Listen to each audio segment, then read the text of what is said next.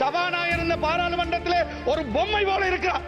ஒரு நாள் கூட ஒரு பாராளுமன்ற உறுப்பினருடைய கருத்துக்களை கேட்காத சபாநாயகர் இந்த பாராளுமன்றத்தில் முதலாக நாங்கள் காண்கிறோம்.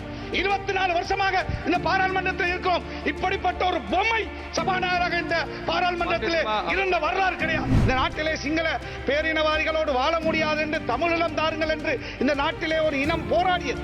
சைனட் வில்லைகளை கட்டிக்கொண்டு போராடியது ஒரு மண்ணுக்கான போராட்டம். 30,000 40,000 மக்கள் கொல்லப்பட்டிருக்கிறார்கள். அப்பாவி என்னை போன்ற 1 லட்சம் முஸ்லிம்கள் அகதிகளாக்கப்பட்டார்கள். நேற்று கூட கேள்விப்படுகிறோம் ஒரு தோக்கு கைப்பற்றப்பட்டிருக்கிறது. யாரை கொள்வதற்காக கொண்டு வந்தார்கள் என்று தெரியாது. ஒரு 2 போலீசாரையோ அல்லது ஒரு போலீசாரையோ அல்லது தனிப்பட்ட பாதுகாப்பையாவது பலப்படுத்துவதற்கு இந்த அரசாங்கத்தால் அவ்வளவு பெரிய செலவு போகிறதா? இந்த தேர்தலிலே ஜனாதிபதி அவர்கள் மன்னாருக்கு வந்தார், பிரதமர் வந்தார். நான் நினைக்கிறேன் இதற்கு இருக்கின்ற எல்லா அதிகமான அமைச்சர்கள் வந்தீர்கள் மன்னாருக்கு, வவுனியாவுக்கு, முல்லைத்தீவுக்கு எல்லாம் வந்து பிரச்சாரங்களை முன்னெடுத்த பொழுது நாங்கள் ஸ்ரீலங்கா அதாவது சமகி ஜன பலவேகையோடு சேர்ந்து போட்டியிட்டாலும் ஒரு கூட்டத்தை கூட நாங்கள் பகிரங்க கூட்டம் நடத்தவில்லை. அது மாத்திரமல்ல, அதனுடைய எதிர்க்கட்சி தலைவராக இருக்கிற கூட்டமைப்புடைய தலைவராக இருக்கின்ற சஜித் பிரேமதாசா கூட மன்னாரோ வவுனியா முல்லைத்தீவில் காலடி கூட எடுத்து வைக்காமல் எங்களுடைய ஆதரவாளர்களும் எங்களுடைய எம்பி நாங்கள் உட்பட எங்களுடைய தாயிர் எம்பி முத்துமுகமது எம்பி நான் உட்பட எங்களுடைய கட்சிக்காரர்களும் எங்களுடைய பிரச்சாரங்களை நாங்கள் முன்னெடுத்தோம். ஜனாதிபதி வந்து மேடையிலே சொன்னார், நான் மன்னார் புத்தளம் பாதை சம்பந்தமாக நிச்சயமாக நாங்கள் அதில் இருக்கின்ற சட்ட சிக்கல்களை தீர்த்து திறந்து வைப்போம் என்று சொன்னார். அதே போல் பிரதமர் ஜனாதிபதி தேர்தலிலே பாராளுமன்ற தேர்தலிலெல்லாம் அதே வார்த்தையை அந்த மக்களுக்கு சொன்னார். மன்னார் மாவட்ட மக்கள் அதிகமாக உங்களுடைய அரசாங்கத்துக்கு இந்த தேர்தலிலே வாக்களித்திருக்கிறார்கள். அவருடைய பெரிய எதிர்பார்ப்பாக இருந்தது மன்னார் புத்தளம் பாதை இந்த அரசாங்கம் திறந்து தரப்போகிறது என்று. ஆனால் போன வாரம் நான் கேள்விப்படுகிறேன், நீதிமன்றம் முற்றாக அந்த பாதையை இழுத்து மூடுமாறும் தீர்ப்பளித்திருக்கிறது.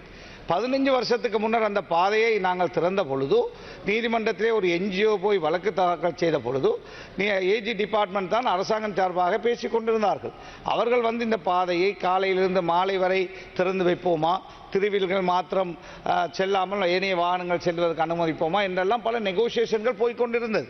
அவ்வாறு இருக்கின்ற பொழுது ஒருதலை பட்சமாக சட்டமாதிபர் திணைக்களம் தோடைய உடன்பாட்டோடு சேர்ந்து நீதிமன்றம் இவ்வாறான ஒரு தீர்ப்பை தந்து 100 வருஷங்களுக்கு மேன்மையான பழமை வாய்ந்த பி ரோட், அதாவது இலங்கையிலே இவ்வாறான பாதைகள் இருக்கிறது. இப்பொழுது நீங்கள் போய் பார்த்தால் தெரியும், திருவண்ணாமலையிலிருந்து வருகின்ற பொழுது ஹபர்னையிலே யானையை காணலாம்.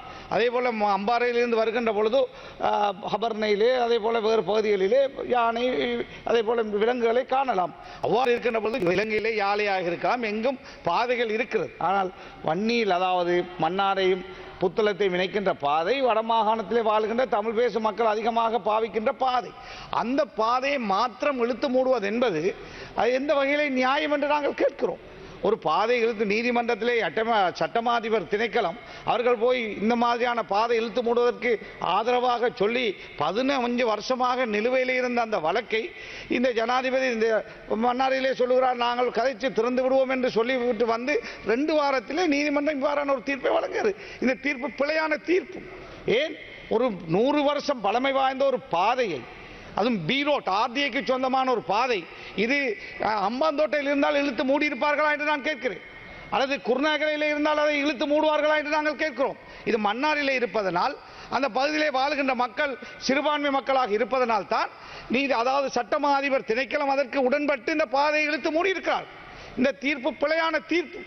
அது மாத்திரமல்ல, தெரியும் உங்களுக்கு, எதிர்கட்சிக்காரர்கள் எல்லாம் சட்டமா அதிபர் திணைக்களம் பழைய 10 வருஷ 20 வருஷ கேஸ்களை எல்லாம் முன்னு கொண்டு வந்து அவர்களை சிறையிலே போடுகிறார்கள். அவ்வாறு தேடி தேடி சட்டமா அதிபர் திணைக்களம் கேஸ்களை எடுத்து இந்த வேலைகளை செய்கின்ற பொழுது, இந்த நாட்டுக்கு முக்கியத்துவமாக இந்த யாழ்ப்பாணத்திலிருந்து கொழும்புக்கு வருகின்ற பொழுது, மன்னாரிலிருந்து வருகின்ற பொழுது 100 கிலோமீட்டர் மிச்சப்படுகிறது. 100 கிலோமீட்டர் மிச்சப்படுகின்ற ஒரு பாதையை விலங்குகளுக்காக வேண்டி இழுத்து மூடுகின்றோம் என்ற ஒரு தீர்ப்பு வழங்கப்பட்டு இன்று மக்களுடைய எதிர்பார்ப்பு 100% நாசமாக்கப்பட்டிருக்கிறது. ஜனாதிபதியுடைய வார்த்தை பொய்ப்பிக்கப்பட்டிருக்கிறது. பிரதமருடைய வார்த்தை பொய்ப்பிக்கப்பட்டிருக்கிறது. வாக்களித்த மக்கள் இன்று வேதனையோடு இருக்கிறார்கள். எனவேதான் உங்களிடத்திலே நாங்கள் சொல்லுகிறோம், இது சம்பந்தமாக மீள 3 பேர் கொண்ட நீதிபதிகள் தீர்ப்பை கொடுத்திருப்பதனால் ஒரு 5 பேர் கொண்ட நீதிபதிகளை நியமித்து இந்த வழக்கு மீண்டும் பரிசீலிக்கப்பட வேண்டும். இது இந்த மக்களுக்கு நியாயம் பெறப்பட்டு கொடுக்கப்பட வேண்டும். தனி நாடு கேட்டு போராடிய நாடு இந்த நாடு.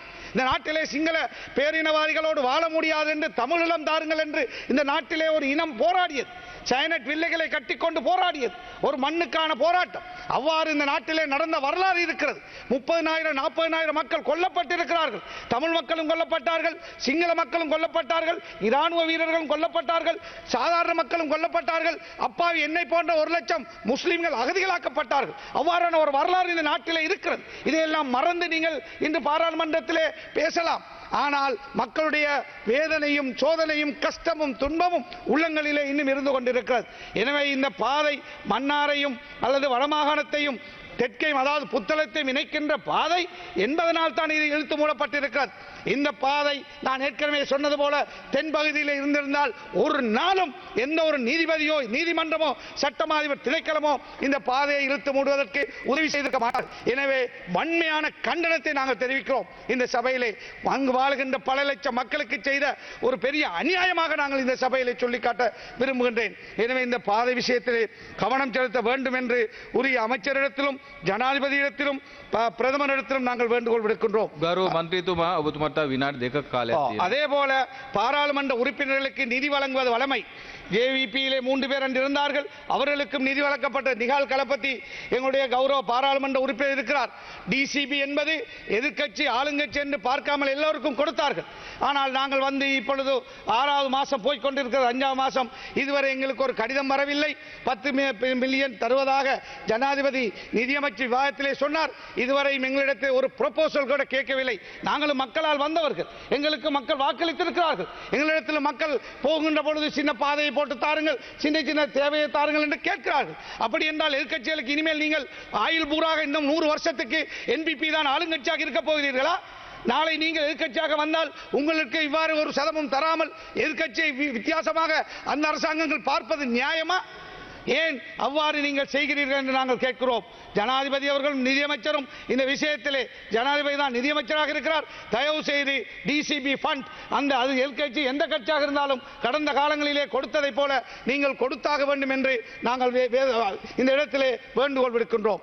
அதே போலதான் பாராளுமன்ற உறுப்பினர்களுடைய பாதுகாப்பு. நான் வன்னி மாவட்டத்திலே தெரிவு செய்யப்பட்ட ஒருவன். அன்றொரு நாள் இரவு ஒரு கூட்டத்துக்கு சென்ற பொழுது, அதாவது நடுக்காட்டிலே நாங்கள் வருகின்ற பொழுது வேறு கட்சி சார்பானவர்கள் சூழ்ந்து கொண்டு குடிபோதையிலே நின்று ஒரு கஷ்டமான ஒரு நிலையிலே தான் அந்த இடத்தில் நான் வந்தேன். எனவே பாதுகாப்பு நாட்டிலே சீராக இருந்தால் பயமில்லை. சில நாடுகள், சுவிஸ் போன்ற நாடுகளிலே பாதுகாப்பு சீராக இருக்கிறது. நமது நாட்டிலே எத்தனை பேர் கொல்லப்பட்டு கொண்டிருக்கிறார்கள், சாதாரண மக்கள் கொல்லப்படுகிறார்கள். நேற்று கூட கேள்விப்படுகிறோம் ஒரு துவக்கு, அதாவது கொலம்பு 7 அந்த பகுதியிலே இருந்து கைப்பற்றப்பட்டிருக்கிறது. யாரை கொள்வதற்காக கொண்டு வந்தார்கள் என்று தெரியாது. ஒரு 2 போலீசாரையோ அல்லது ஒரு போலீசாரையோ அல்லது தனிப்பட்ட பாதுகாப்பையாவது பலப்படுத்துவதற்கு இந்த அரசாங்கத்தால் அவ்வளவு பெரிய செலவு போக போகிறதா என்று நாங்கள் கேட்கிறோம். ஒரு மனிதனுடைய உயிர் போயின பிறகு பாதுகாப்பு கொடுக்க போகிறீர்கள்? மக்கள், அதாவது மக்கள் பிரதிநிதிகள் நாங்கள். நாளை எங்களுடைய உயிருக்கு ஏதாவது வந்தால், ஆபத்து வந்தால் நீங்கள் தான் பொறுப்பெடுக்க வேண்டும் என்று இந்த பாராளுமன்றத்தில் நாங்கள் சொல்லிக்கொள்ள விரும்புகின்றோம். பாராளுமன்ற உறுப்பினருடைய பாதுகாப்பை பாதுகாக்க வேண்டிய பொறுப்பு சபாநாயகருக்கு இருக்கிறது. சபாநாயகர் இந்த பாராளுமன்றத்தில் ஒரு பொம்மை போல இருக்கிறார். ஒரு நாள் கூட ஒரு பாராளுமன்ற உறுப்பினருடைய கருத்துக்களை கேட்காத சபாநாயகர் இந்த பாராளுமன்றத்தில் முதலாக நாங்கள் காண்கிறோம். 24 வருஷமாக இந்த பாராளுமன்றத்தில் இருக்கிறோம். இப்படிப்பட்ட ஒரு பொம்மை சபாநாயகராக இந்த பாராளுமன்றத்தில் இருந்த வரலாறு கிடையாது.